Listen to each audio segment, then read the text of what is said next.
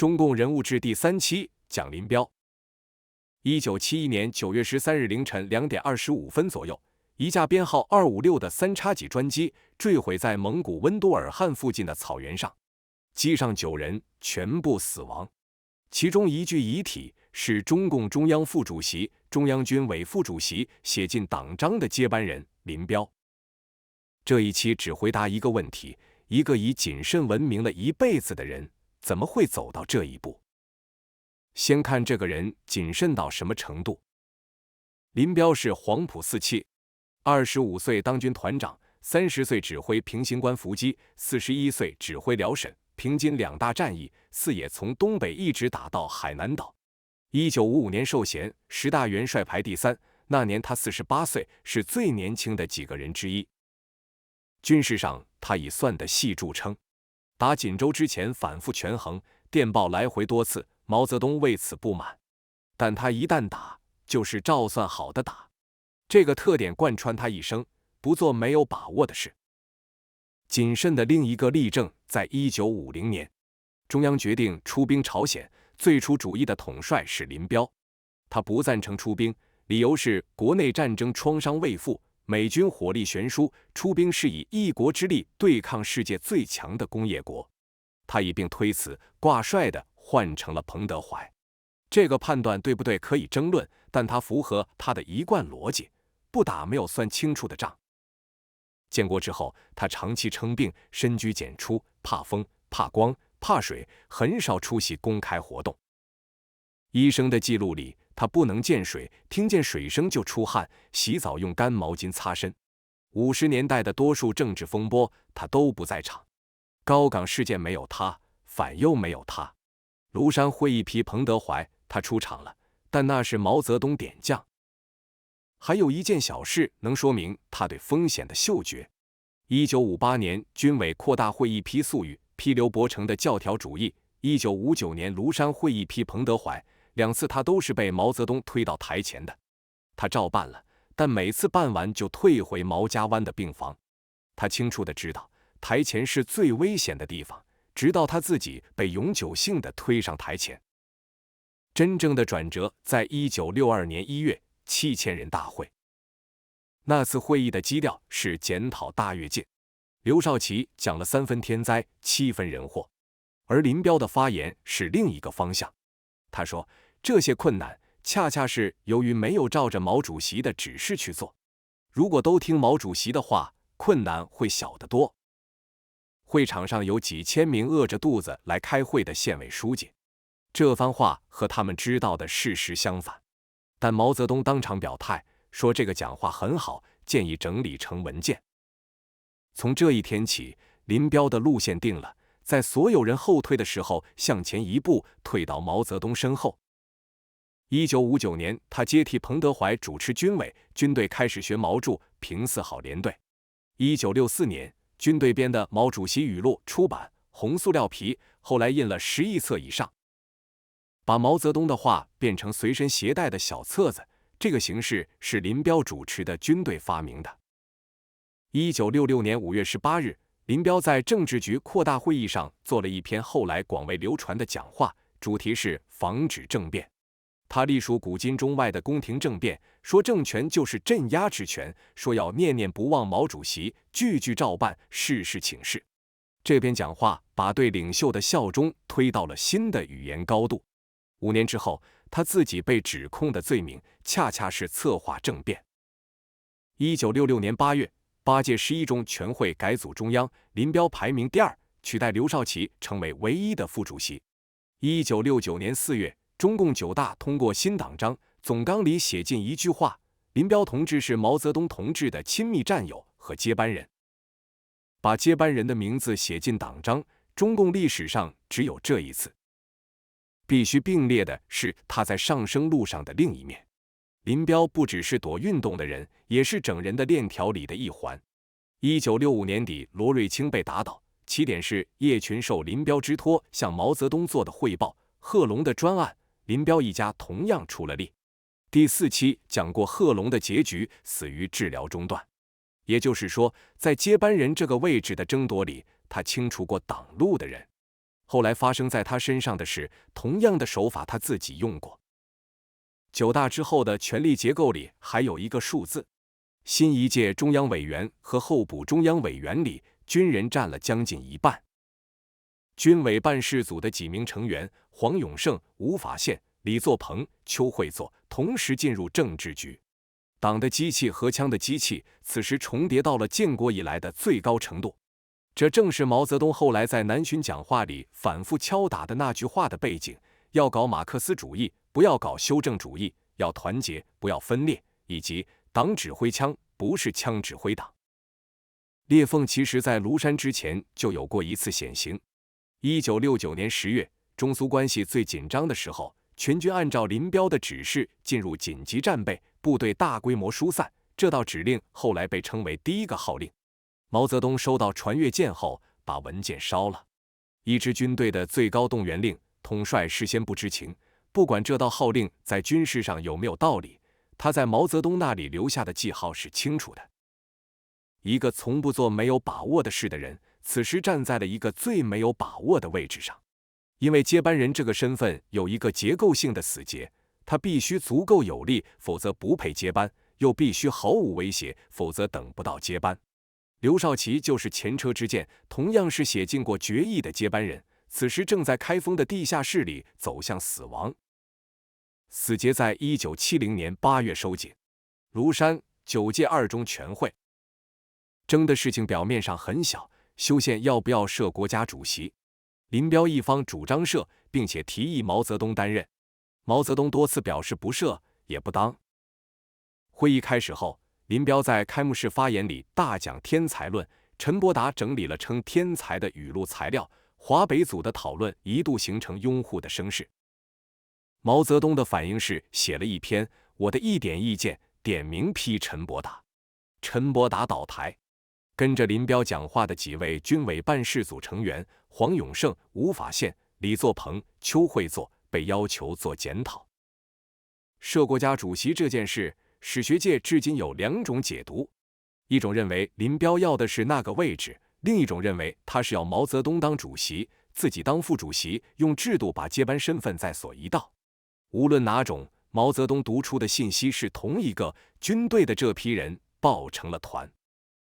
此後1年，毛澤東做的事情有一條清晰的線：批陳整風，逐個敲打4員大將，改組北京軍區，然後在1971年8月中旬開始南巡，一路對各地軍政負責人打招呼。南巡講話裡有這樣的話：廬山這件事還沒有完，還沒有解決，有人急於想當國家主席，急於奪權。這些話通過各地幹部層層傳開。9月初，內容傳到了林彪一家所在的北戴河。接下來的事，主角已經不是林彪，而是他26歲的兒子林立果。林立果是空軍司令部辦公室副主任兼作戰部副部長，吳法憲給他放過話，空軍的事可以由他調度。1971年3月，他和幾個親信擬了一份武裝政變計劃的提綱，代號571工程，吳起義的諧音。紀要裡把毛澤東代稱為 B52，寫了諸如把中國變成絞肉機，絕大多數幹部敢怒不敢言這樣的判斷，也列了謀殺方案：炸專列，用火焰噴射器襲擊。9月8日到11日，林立果一夥試圖在毛澤東南巡返京途中動手，沒有任何一個方案實施成功。毛澤東臨時改變行程，9月12日下午提前回到北京。9月12日夜裡，北戴河，葉群、林立果決定出逃。原定方案是南下廣州，另立中央，倉促之下變成直接北飛。林彪本人在多大程度上知情，是清醒登車還是被裹挾，各方回憶至今對不上。能確認的是，夜裡11點多，林彪、葉群、林立果乘紅旗轎車衝出96號樓，衛士長李文溥中途跳車，中彈受傷，汽車直奔山海關機場。這中間還有一個人的動作必須記下來：林彪的女兒林立衡。他當晚察覺母親和弟弟要帶父親走，向8341部隊的警衛人員報告，警衛逐級上報到了周恩來那裡。周恩來開始核查專機動向，詢問吳法憲。也就是說，最早向中央示警的人是林彪自己的女兒。他此后背了几十年的心理負担，晚年接受採訪時，仍在为父親當晚是否自願登基這個問題提供他的版本。9月13日0點32分，256號三叉戟在沒有塔台指揮、沒有副駕駛、沒有領航員的情況下強行起飛，油量不滿。周恩來接報後下令全國淨空，並請示毛澤東是否攔截。毛澤東的回答被廣泛引用：天要下雨，娘要嫁人，由他去吧。飛機向西北飛行，越過中蒙邊界。2點25分左右，在溫都爾汗附近迫降失敗，爆炸解體。蘇聯和蒙古方面先後勘察現場，確認機上9人全部死亡，沒有導彈擊落的痕跡。多數研究者接受的解釋是燃油不足下的野外迫降失敗。9月14日，中國駐蒙古使館得到通報，消息報回北京，周恩來失聲痛哭，這是在場的紀登奎後來的回憶。9月18日，中央發出通知，向高級幹部傳達，此後逐級下傳，到10月，普通民眾陸續知道了。這件事留下的疑點需要如實列出來，因為他們至今沒有全部閉合。第一，林彪本人的知情程度。官方結論是他策劃並主導出逃，林立衡的版本是他被葉群和林立果裹挾，也有研究者取中間立場，他知道要走，但未必知道飛向哪裡。第二，機長潘景寅，他是挑選出來的專機師政委級飛行員，深夜獨自駕機，不帶副駕駛和領航員起飛，他的角色始終說法不一。1981年，鄧小平對外賓談話時說過，據他判斷，潘景寅是個好人。第三，為什麼油量不滿就強行起飛？是倉促，還是地面有人來不及加滿？這些疑點養活了幾十年的猜測，但沒有任何一種陰謀論版本拿出過比官方勘察更硬的物證。飛機是迫降失敗解體的，這一點蘇蒙兩方的現場結論一致。受衝擊最深的其實是毛澤東本人，多名身邊工作人員的回憶一致：913之後他大病一場，血壓驟升，長時間臥床，人在幾個月裡明顯衰老。1972年2月，尼克松見到的那個行動遲緩的毛澤東，就是這場打擊之後的樣子。他親手選定、寫進黨章，讓全黨全軍每天祝其身體健康的接班人，用叛逃的方式否定了他。這個否定沒有任何一篇社論能解釋圓。